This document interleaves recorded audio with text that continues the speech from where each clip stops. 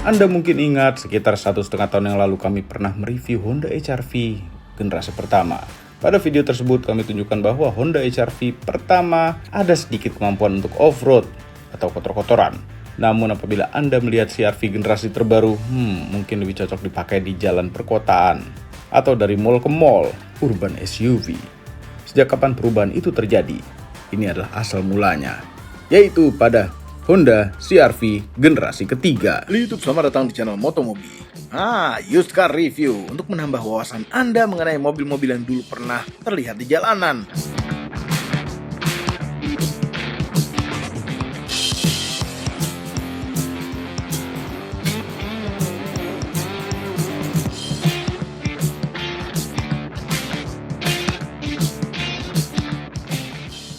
Sedikit sejarah mengenai Honda CR-V.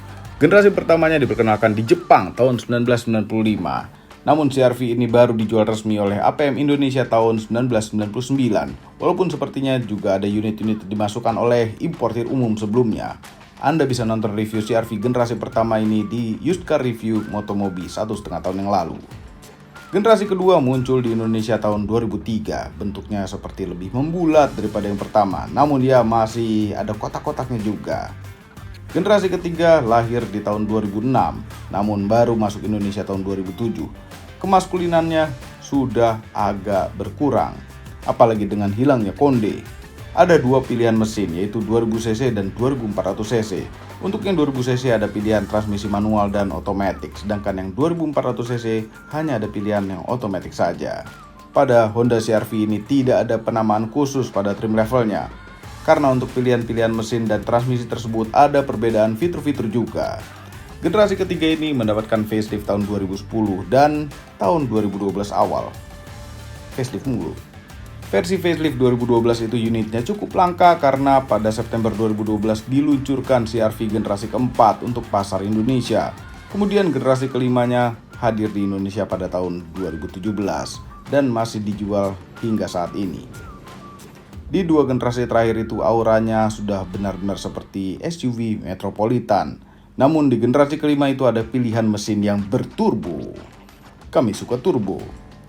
Seperti biasa reviewnya dilanjutkan oleh mamang-mamang ini, Mamang Ichan. Mohon hentikan sebentar video ini dan tekan tombol jempol ke atas dan subscribe channel Motomobi apabila belum berikut dengan tombol loncengnya. Dan cek juga channelnya si mamang-mamang itu, Ospros Auto, agar kami semua bahagia. Greatest CR-V of all time, yes. Ini adalah CR-V generasi 3 dengan bentuk yang anti mainstream, bulat-bulat dan ketemu garis-garis tegas. Padahal yang sebelumnya dia kotak-kotak. Tapi pada saat itu, urban SUV yang lain seperti X-Trail, Escape, terus juga ada Vitara itu masih kotak-kotak. Tapi ini sudah agak-agak membulat. Captiva ya agak-agak membulat. Cuman kan itu kan Chevrolet. Ini Honda.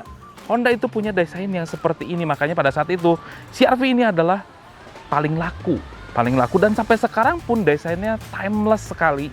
Dan ya sampai yang generasi terakhirnya juga ambil desain dari sini gitu loh. Ya, makanya sampai sekarang dia masih tetap laku dan harganya masih nagen. Di sini ada headlamp dengan proyektor halogen, lampu jauhnya terpisah, terus juga dia punya grill yang selalu tersenyum di bagian sini. Seperti saya. Nah, ini adalah versi yang pre-facelift atau yang pertama kali keluar di tahun 2007. Makanya bentuk grillnya itu kecil seperti ini. Sedangkan tahun 2010 mengalami facelift dengan grill yang ada dipotong di bagian tengah chrome yang kecil-kecil. Sedangkan yang terakhir 2012 itu facelift lagi, tapi minor sekali. Itu nggak ada yang menembus ke lambangnya, tapi di bagian pinggirnya ada yang chrome-chroman seperti itu. Terus di sini pre-facelift dia punya cladding-claddingan seperti ini yang sangat tebal sampai ke fog lampnya masuk ke dalam claddingnya. Sedangkan yang facelift tahun 2010 dia udah nggak masuk ke dalam claddingnya, lebih kecil lagi, lebih minimalis. Tapi yang kalau seneng yang agak-agak off-road gitu looknya, ambil yang pre-facelift seperti ini. Nah, kap mesinnya dia punya desain kontur seperti ini. Jadi di bagian sini tuh nggak dipatah-patahin, tapi dia mengikuti garis dari lampu. Keren sekali. Kecerutannya nyumput di bagian dalam. What the meaning of kecerutan? Ini bagian sampingnya, dia punya velg ring 17 dengan profil ban 225/65. Nah, ada yang tipe 2000cc-nya itu sama profil bannya, tapi berbeda motif velgnya. Ini kan 2400cc, tapi yang 2000cc juga motifnya itu beda gitu. Terus juga di bagian spion 2400cc ada LED di sini di bagian spion, dan juga dia punya tambahan daging yang gede-gede di sini. Menyedihkan sebuah SUV di sini juga masih tetap gede. Terus bagian belakangnya juga digembung-gembungin, ya itulah sebuah SUV katanya. Tapi kan ini kan sudah berbeda jadi urban SUV.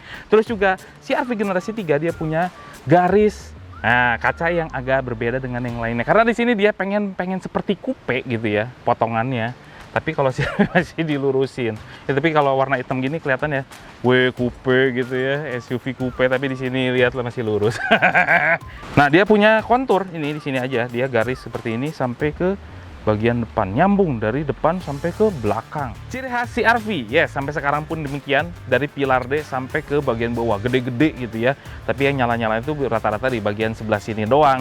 Terus juga di sini ada yang namanya garnish warna chrome, dan untuk yang pre-facelift dia ininya tuh gede sekali di bagian bawah. Tapi untuk yang facelift itu jadi minimalis, dan ini reflektornya menjadi di luar dari si tambahan daging ini. Nah, di sini juga dia punya pintu belakang yang ditambal-tambal gitu ya. Jadi dia pengen menyingkronkan desain dari sini ke sini. Nah, padahal pintunya tuh nggak segini, ini tambahan doang. Nah, kalian aja lihat bagasinya. Nah, ini kan tambahan doang nih, tempel-tempel doang.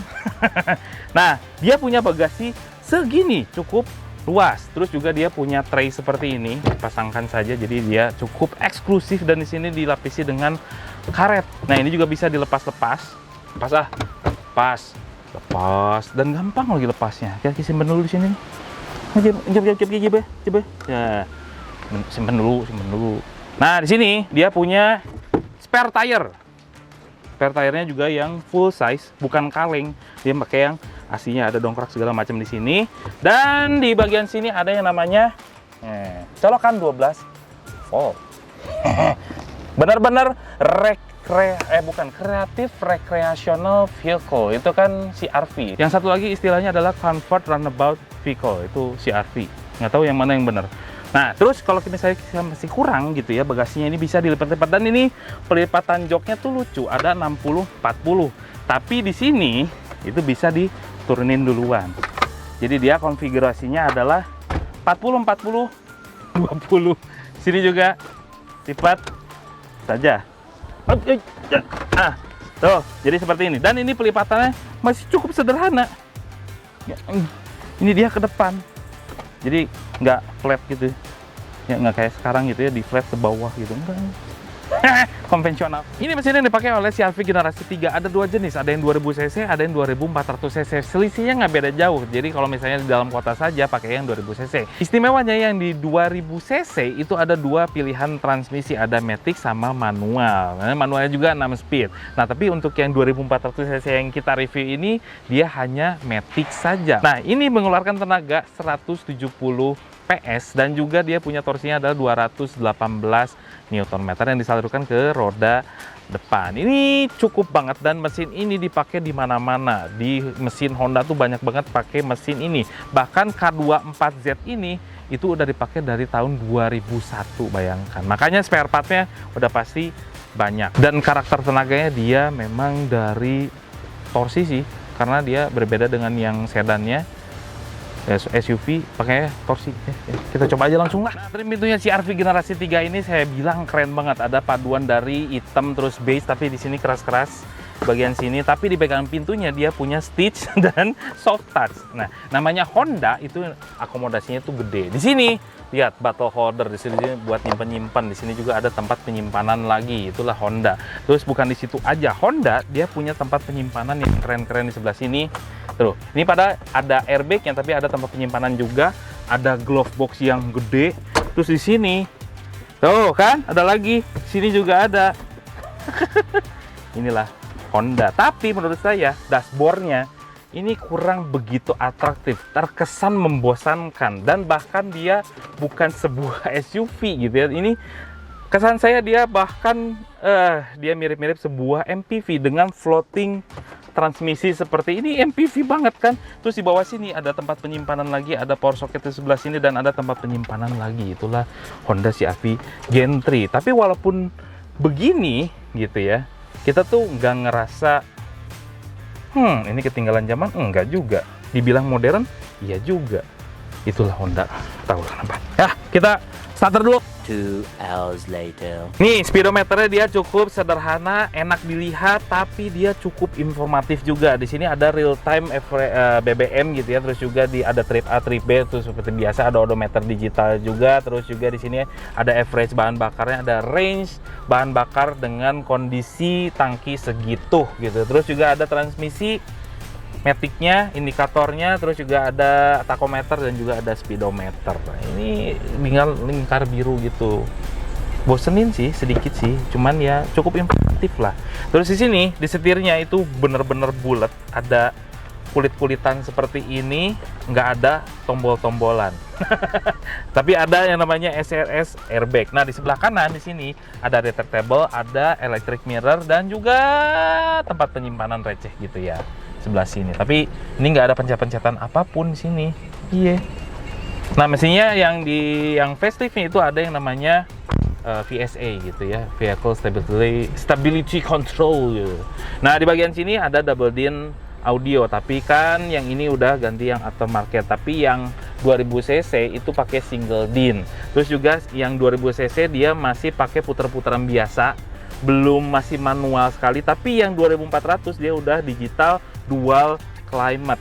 Nah, di sebelah sini juga ada mode auto dan juga ada yang namanya yaitu mode-modenya udah lengkap, arah semburan ke kaki sampai ke front defogger. Nah, joknya kalau 2400 cc dia pakai kulit seperti ini, tapi pinggirnya ini kain.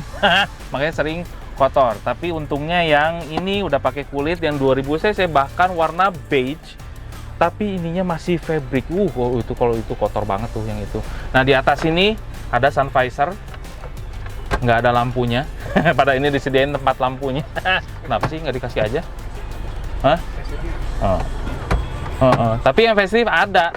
Nah, di sini juga untuk pencetan lampunya cukup keren karena bukan digeser-geser. Ini tinggal dipencet saja, dan di sini ada tempat kacamata dan juga sekaligus namanya tuh apa namanya? Ya udah, bilang aja ini adalah ambient mirror. Jadi kita bisa ngelihat di belakang tuh ada kakek nenek atau cucu yang sedang lagi nonggeng atau apa, itu kelihatan di bagian sini. Wih, di bagian belakang ini gede sekali. Ini padahal udah agak-agak selonjoran gitu ya. Ini masih tersisa 5 jari. Apalagi kalau benar-benar kita proper duduknya. 10 jari, headroomnya oke, sandarannya enak, joknya empuk, kulit, dan ini cukup mewah.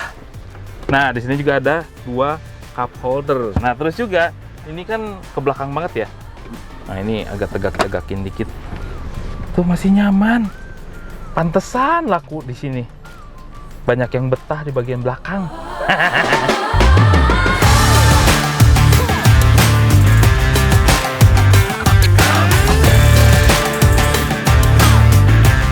Jadi kalau pakai CR-V itu ngerasanya kita kayak eksekutif muda, nggak seperti yang lainnya yang cenderung lebih intimidatif dan erogan. Nah, CR-V itu enaknya dipakai kayak buat cruising, walaupun dia punya potensi besar untuk menjadi erogan. Tenaganya tuh gede, apalagi yang pakai 2400 cc K24 ini 170 PS dan torsinya adalah 218 Nm. Ini punya potensi gede untuk menjadi erogan, tapi CR-V bukan itu. Dia dipakainya tuh lebih enak, santai, cruising, dan dinikmati setiap perjalanannya. Kita merasa fun to drive banget di dalamnya. Dan ini lucunya, CR-V dia adalah sebuah urban SUV kan, tapi dia dipakainya tuh nggak kayak seperti SUV, malah mirip-mirip seperti MPV. Ngerasa santai, itulah CR. Driving position kita tuh di atas, dashboardnya tuh di bawah, visibilitasnya gede-gede, pilar A-nya kecil, ke belakangnya juga luas. Ini dipakai sehari-hari enak banget untuk sebuah CR-V, SUV. Suspensinya memang CR-V yang kura-kura ini itu tidak begitu empuk, tapi ini ada perbedaan karena saya pernah pakai CR-V kura-kura yang 2000 cc itu agak sedikit berbeda settingan suspensinya. Yang 2400 cc ini lebih sedikit mengayun, lebih enak dipakai dibandingkan dengan yang 2000 cc itu lebih keras. Rasanya itu lebih keras banget yang 2000 cc, tapi yang 2400 cc ayunannya dia lumayan enak. Enggak keras-keras yang dibilang orang itu keras banget, enggak. Ternyata CR-V kura-kura yang 2400 cc itu lebih enak suspensinya. Tapi imbasnya dia Perawatan kakinya juga agak sedikit lebih mahal daripada yang 2000 cc, itu bedanya. Sistem keselamatannya udah cukup lengkap, dual airbag, terus juga di ini udah dipakein rem cakram di keempat roda, udah ABS juga. Jadi untuk sebuah CR-V ya terjamin lah untuk keselamatannya. Lumayan. Pada zamannya itu keren banget, tapi kita gas. Bukan. Ngeri juga nih tenaganya. Oke, tenaganya saya suka. Udah langsung ngejampak dari awal-awal. Torsinya juga mulai keluar di sekitar 2500-an. Itu udah mulai ngeri tenaganya. Ini padahal Matic ya. 3000 ke atas tuh. Tapi jangan terlalu sering, jadi boros. Karakter tenaganya tuh benar-benar ngisi di setiap RPM-nya, flat ke atas, dan sampai hampir pol ke redline baru mulai turun karakter tenaganya. Ini saya suka karakter tenaganya yang dikeluarkan dari CR-V kura-kura. Peredaman kabinnya, ini dia yang menjadi komplain terbesar karena berisik. Untuk sebuah SUV yang waktu itu tuh harganya lumayan agak-agak berisik. Untuk motor standar, knalpot standar aja motor gitu pas digas di lalu lalang di kiri kanan tuh kedengeran sekali. Terus udah gitu suara bannya masuk. Memang suara mesinnya nggak terlalu masuk, cuman traffic noise atap lumayan lah. Tapi traffic noise-nya ini parah sih untuk sebuah CR-V. Pakein itu aja peredam, ya udah banyak. Masalah peredaman kabin, it's done. Nah, kenapa dibilang the greatest CR-V of all time? Jadi semua CR-V gitu ya, sampai CR-V yang generasi sekarang pun yang terakhir dia masih mengambil desain dari sini. Yes, ini desainnya memang sampai sekarang masih up to date. Makanya masih banyak banget orang yang pakai CR-V generasi ke-3. Terus juga fitur-fiturnya tuh nggak malu-maluin gitu ya, udah dual airbag, terus ABS, udah lengkap lah untuk di CR-V ini. Mobilnya juga kenceng. Terus dipakainya tuh nyaman untuk drivernya, tapi untuk sebagian orang di bagian belakang gitu ya terutama nggak begitu nyaman karena dia mempunyai suspensi yang keras. Tapi karena suspensi keras dia mempunyai stabilitas yang tinggi.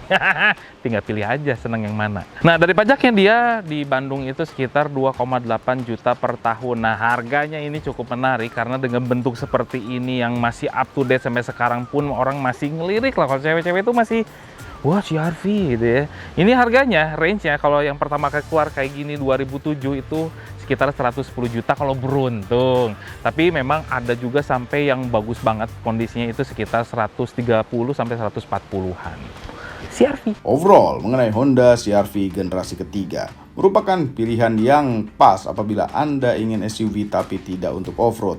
Ya, walaupun memang bisa sedikit ke jalan-jalan kerikil, sedikit kotor-kotoran. Namun menurut kami mobil ini cocok di jalan perkotaan saja, dipakai untuk sekeluarga, atau dipakai nyetir sendiri juga bisa. Tapi sebaiknya hanya di kota saja, jangan off-road-off-roadan. Atau apabila Anda ingin keluar kota, lewat tol saja, karena kelebihan mobil ini baru bisa dirasakan di jalan tol. Karena handlingnya lebih baik dan tenaga mesinnya lumayan besar untuk di kelasnya. Apabila Anda butuh tenaga yang lebih besar dan fitur yang lebih komplit, pilih saja yang 2400 cc. Tapi apabila Anda gunakan dalam kota saja, sebenarnya 2000 cc juga cukup, tapi agak pelan. Semua ini adalah opini pribadi saya. Kami tim Motomobi tidak dibayar oleh siapapun dan apapun yang terlihat pada video ini. Jangan lupa tekan tombol jempol ke atas dan subscribe channel Motomobi, Omobi, dan Mesmobi. Apabila belum berikut dengan tombol loncengnya, share video ini ke seluruh dunia melalui sosial media Anda. Dan jangan lupa follow sosial media kami semua, khususnya Instagram. Terima kasih telah menonton.